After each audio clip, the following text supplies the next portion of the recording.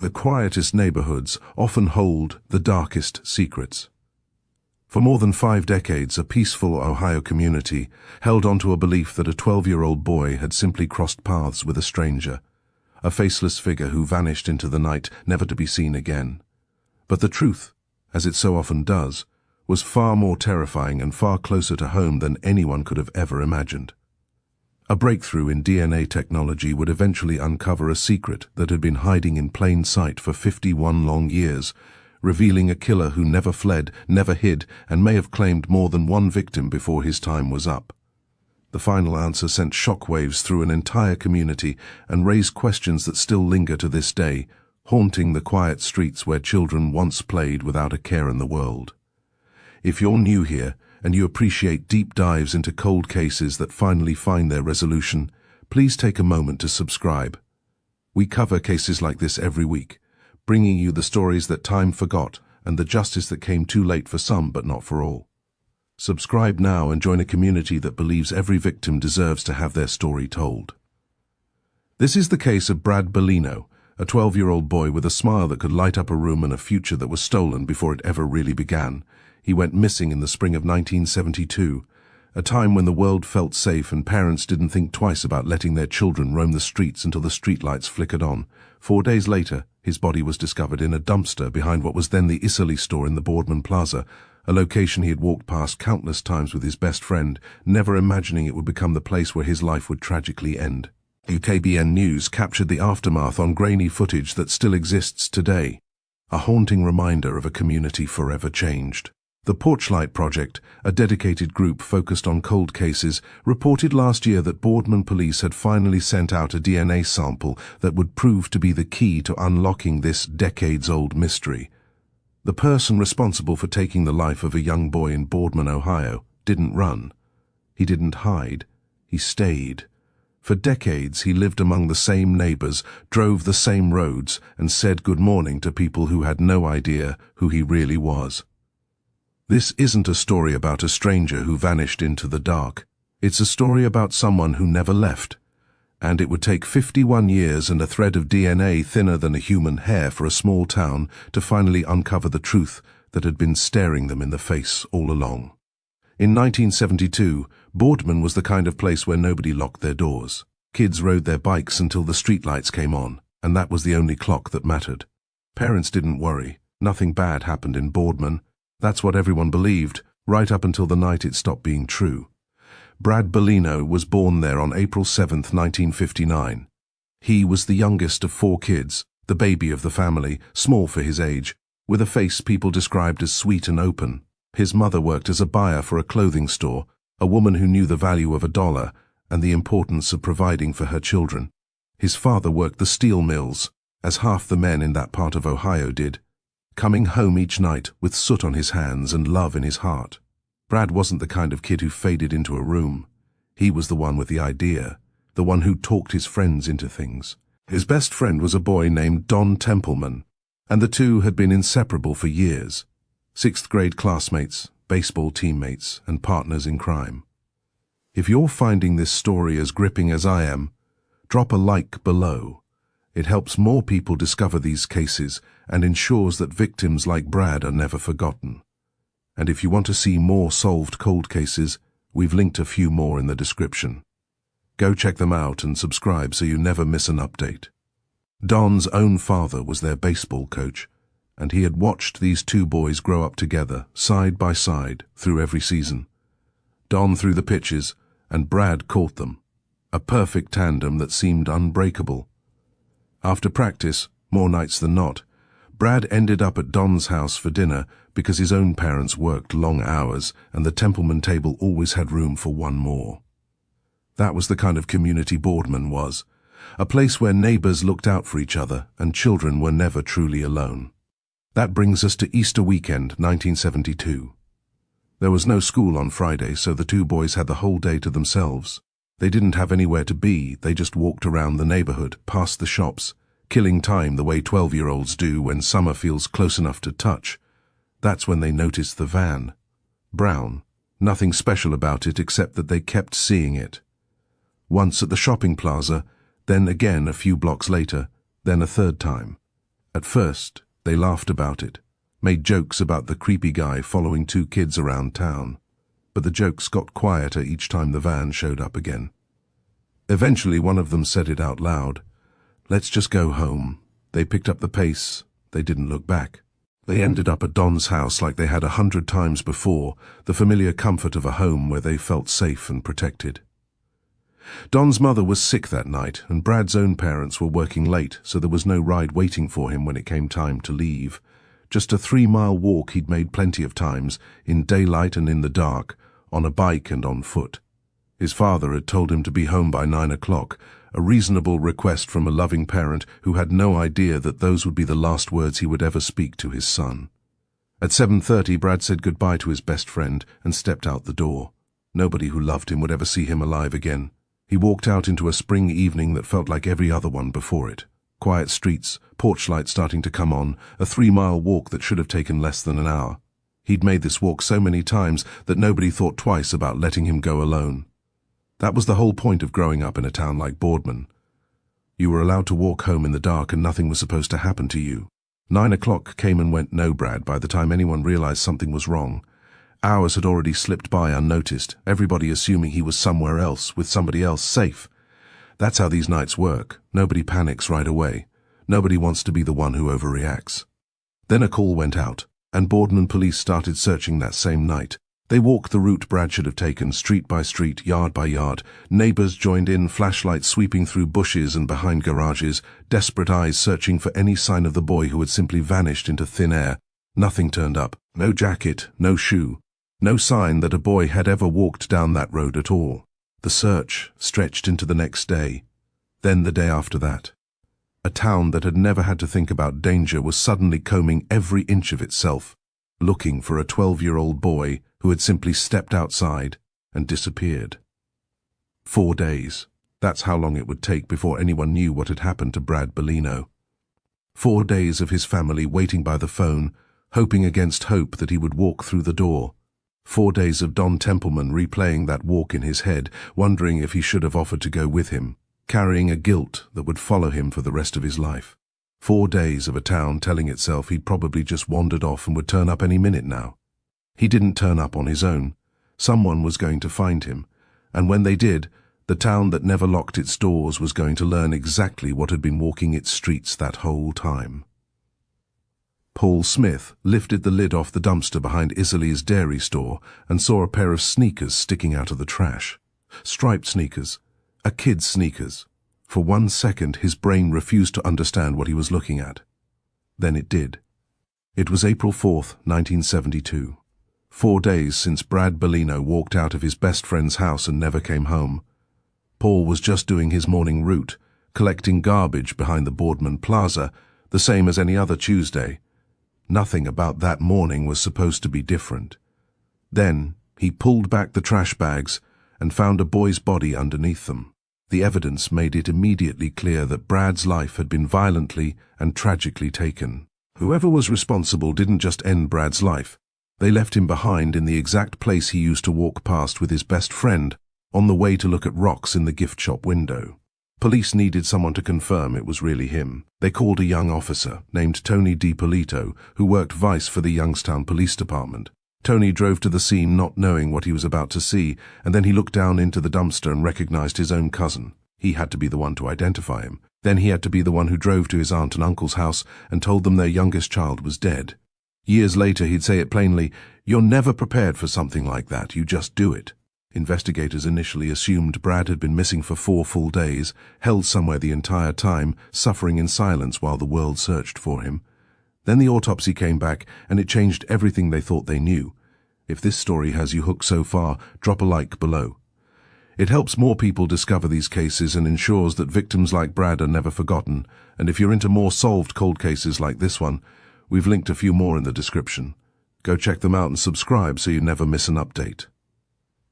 His last dinner was still in his stomach, barely digested, the chicken and pineapple he'd eaten at Don's house the night he left. That meant Brad wasn't taken and held for days. He lost his life within hours of walking out that door. Somewhere on that 3-mile walk home, in the first hour of darkness, someone was already waiting. There was something else the autopsy found, or rather something it didn't find. No bruises on his arms, no scratches, no sign that Brad fought back at all. For a boy described by everyone who knew him as fearless, as the one who came up with the risks instead of running from them, that silence in the evidence was its own kind of horror. Medical experts would later explain how that was possible. The perpetrator utilized a method that completely incapacitated Brad almost instantly. He was given no opportunity to defend himself and no time to call out for help. No time to fight, no time to scream.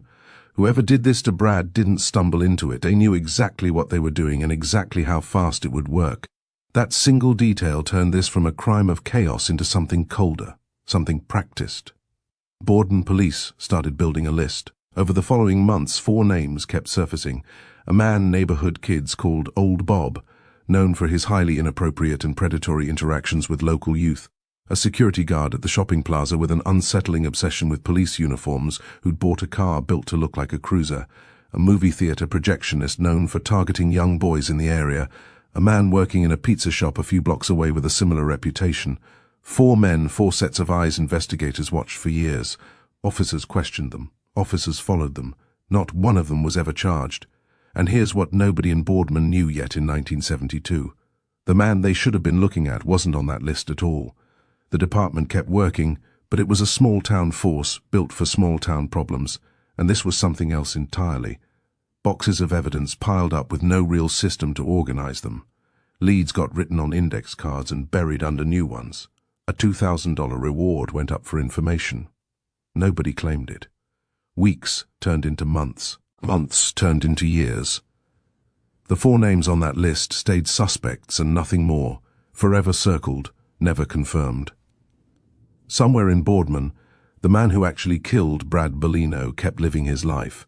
He kept his job, he kept his routine. He was never on anybody's list. He was never even a name investigators considered. 4 suspects, years of leads, a town that refused to stop looking, and still, somehow, this case was about to go silent for the next 30 years. Not long after the funeral, Don's family packed up their house and left Boardman for good. They moved to Tennessee. Don never talked about that night again, not to reporters, not to friends, not for almost 30 years. The boy who watched his best friend walk out the door for the last time grew into a man who carried that walk with him everywhere and told almost nobody. Boardman moved on too, the way towns do. New families moved in. Kids who weren't even born in 1972 grew up walking those same streets, never knowing what happened on one of them. The case got boxed up, literally. Stacks of paper and evidence sitting in storage, untouched for years at a time. Almost everyone stopped thinking about Brad Bellino. Almost everyone. Detectives never let it go. Jack Nichols and Bob Rupp kept pulling those boxes back out, year after year, going through the same names, the same dead ends, hoping something new would jump out at them. Nothing ever did. Then, around the year 2000, Don was at Disney World with his own wife and kids. While they splashed around in the hotel pool, his phone rang. It was a Boardman detective. Nobody from that department had spoken to him since he was 12 years old. He sat alone in that hotel room for almost an hour, going through every detail of that night again, while his family had no idea where he disappeared to. That phone call is what put Brad's case back on someone's desk.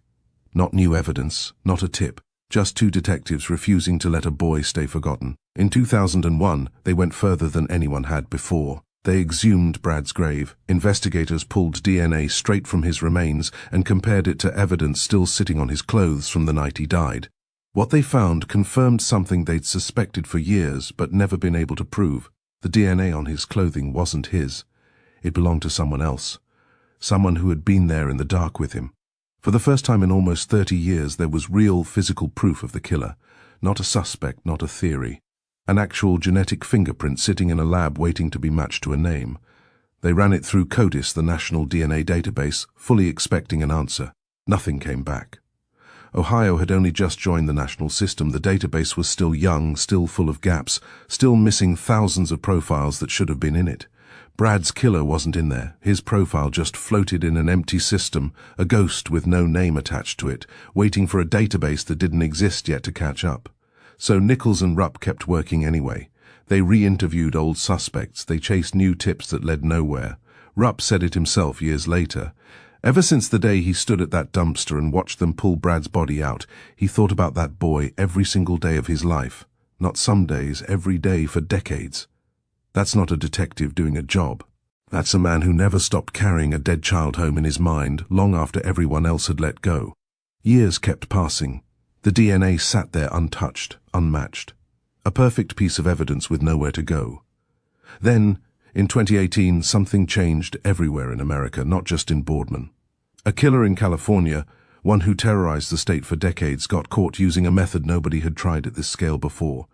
Investigators didn't search a criminal database. They searched genealogy websites, the same ones ordinary people use to find long-lost cousins and build family trees. If you're still with me, you're clearly someone who cares about justice and the stories of those who were taken too soon. Subscribe now and turn on notifications so you never miss a case like this one. Every subscriber helps us keep these stories alive. Boardman detectives took Brad's DNA profile and pointed that same technology at it. For the first time in 46 years, a face started to form. Not a photograph, not a name, a shape. Fair skin, freckles, brown or hazel eyes, family roots tracing back to Welsh ancestry, generations deep. A real person built out of nothing but genetic fragments and a family tree with hundreds of branches spreading out in every direction. Somewhere on that tree was the man who murdered Brad Bellino. Investigators just had to find the right branch and follow it all the way down to one living person. If they could find him at all, and if they did, there was no telling whether he'd still be alive to answer for what he did. One branch, then another, eliminated. Investigators spent 4 years working backward through a family tree with hundreds of names on it, crossing off relative after relative, chasing a killer who didn't know he was even being hunted. It cost the township $29,000. Every dollar of it went toward narrowing down one man's identity. Decades after everyone assumed this case was unsolvable, investigators would trace a branch, collect a sample, wait for results and hit a wall. Then they'd go back and try another branch. Some relatives gave DNA the moment they were asked. Others had to be tracked down first. Piece by piece, generation by generation, the tree got smaller. Finally, they reached the most recent branch. A living relative agreed to give a sample. When the results came back, that relative was horrified to learn what their own family might be connected to. The DNA was a 98.2% match. The man behind Brad's murder had a name, Joseph Norman Hill. He wasn't a drifter who blew through town and vanished. He wasn't a stranger who'd never be found because he'd never stayed anywhere long enough. In 1972, Hill lived on Shadyside Drive, less than 5 miles from Brad's own house. He was 32 years old, married, and drove a truck for a bottled water company, delivering to homes all over the township. No criminal record, nothing that would have put him on anyone's radar, nothing that would have made a single neighbor look at him twice. For decades, people in Boardman had pictured Brad's killer as someone from outside, a drifter, a stranger passing through who got away clean because he never had roots there to begin with. That theory made a kind of sense.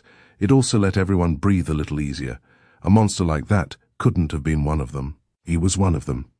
Hill could have passed Brad's mother in the grocery store. He could have delivered water bottles to a house 2 streets over from where Brad's family grieved every single day for 51 years. He lived his entire ordinary life inside the same 5-mile radius as a family he had destroyed. And nobody ever connected the two. That's the part that doesn't sit right. Not that a monster existed. Monsters exist everywhere. It's that this one got to keep being ordinary. He kept his job, he kept his marriage. Nobody ever pulled him aside and asked him a single hard question. In 1978, 6 years after Brad died, Hill moved his family to California. He settled outside Los Angeles and just kept living. His wife died in 1993. He had almost no other family, which is part of why this case took so long to crack. There was barely a tree to search in the first place. Investigators finally had a name, a face taking shape after decades of nothing. And then they found the one detail that undid everything. Joseph Norman Hill died in July of 2019, natural causes in an assisted living facility in California. He was cremated shortly after. Read that again. He died in 2019. That is the exact same year Boardman police finally started using genetic genealogy on Brad's case. The same year the technology that would eventually identify him was just getting off the ground. For one brief window, the science that could have caught Joseph Hill while he was alive to face what he did actually existed. It just didn't get pointed at him in time. He was gone before anyone ever came looking, cremated before there was any DNA left to test directly against his own body. No trial, no handcuffs, no moment where he had to sit in a courtroom and hear Brad's name read out loud in front of the family he destroyed. He simply died quietly, the way anyone does. No consequences ever found him. Not because investigators failed, because time ran out first by a matter of months. On January 24, 2023, Boardman's police chief stood at a podium in front of cameras and said the name out loud for the first time. Joseph Norman Hill. He explained the DNA match. He explained the 4-year search. He explained that after 51 years, Brad Bellino's family finally had an answer.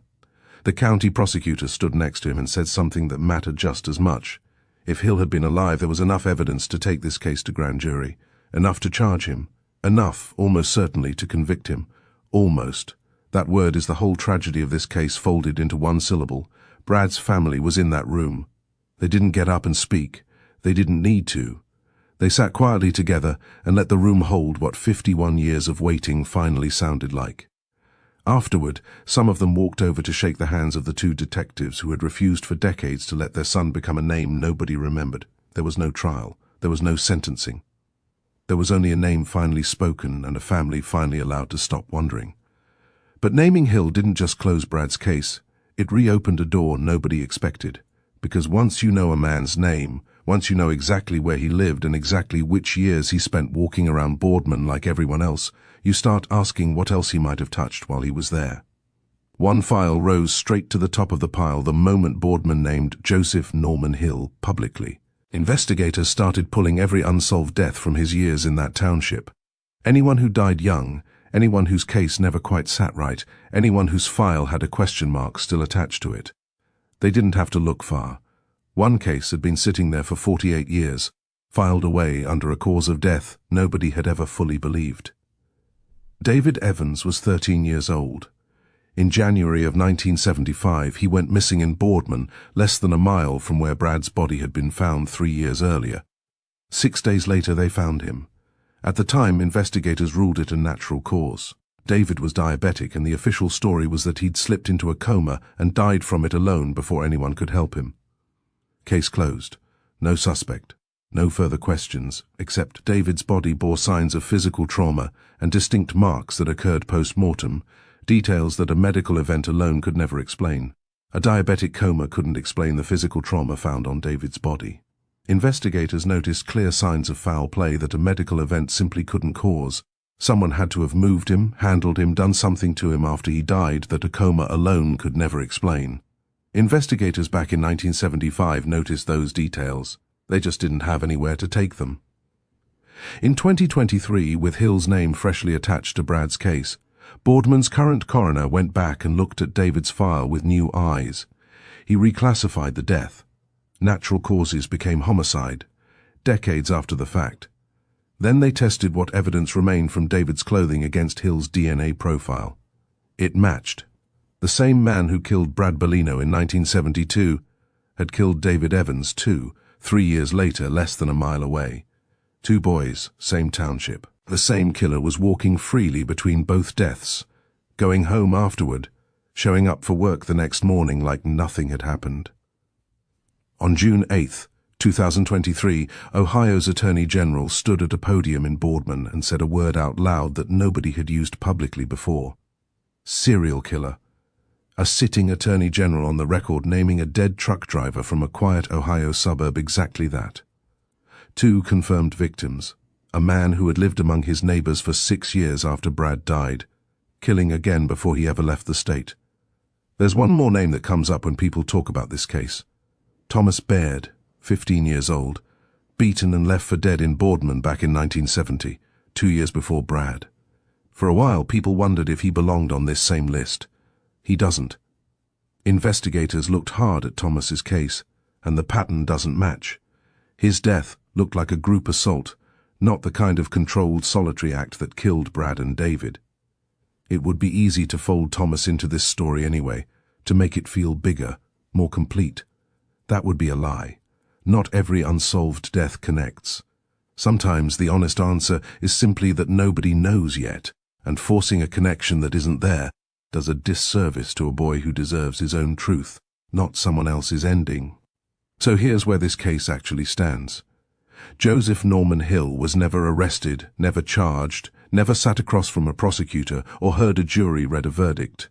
He died quietly in an assisted living facility in California, cremated, completely unaware that anyone was closing in on him.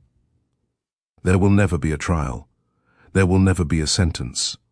In the eyes of the law, this case ends without the one thing every family in this position wants most. But something did get won here, even without a courtroom. Two families spent decades not knowing. Now they know. Brad's family finally has a name to attach to 51 years of unanswered questions. David's family finally has the truth about what really happened to their son, instead of a diagnosis that never fully made sense. Detectives Jack Nichols and Bob Rope spent years carrying this case alone, going through the same boxes, the same names, the same silence. Long after most people had stopped believing it would ever be solved, they don't have to carry it by themselves anymore. Rupp said he thinks about the day he stood at that dumpster every single day of his life. Now, at least, he gets to think about it knowing the answer. The case stays open. Hill lived for years after leaving Ohio, first in Los Angeles, later elsewhere in California. Nobody knows what those years held, whether there were other boys. Other families are still waiting for a phone call that hasn't come yet. Brad Bellino left his best friend's house on a Friday night in 1972, expecting to be home by 9 o'clock. He never made it. It took 51 years, 2 detectives who refused to quit, and a piece of technology nobody had even imagined back then, to finally say his killer's name out loud. This story leaves behind, not justice, just the truth finally spoken for 2 boys who waited far too long to be believed. Hill will never face a trial. But this story isn't fully closed because nobody knows what happened in those years after he moved to California, whether there were other boys, other families still waiting on a call that never came. So here's what we want to ask you. If you lived in Boardman and found out your neighbor had been hiding something like this for decades, do you think you'd ever be able to trust the same way again? And when a killer dies before he's ever charged, is that justice to you or just an answer? Let us know in the comments if you think Hill may have hurt someone else along the way out in California or anywhere in between. Drop your theory below. Someone out there might have lived exactly where he did. If this story stayed with you, if you want Brad and David to be remembered, not forgotten, hit like on this video. Drop their names in the comments just so they're written somewhere.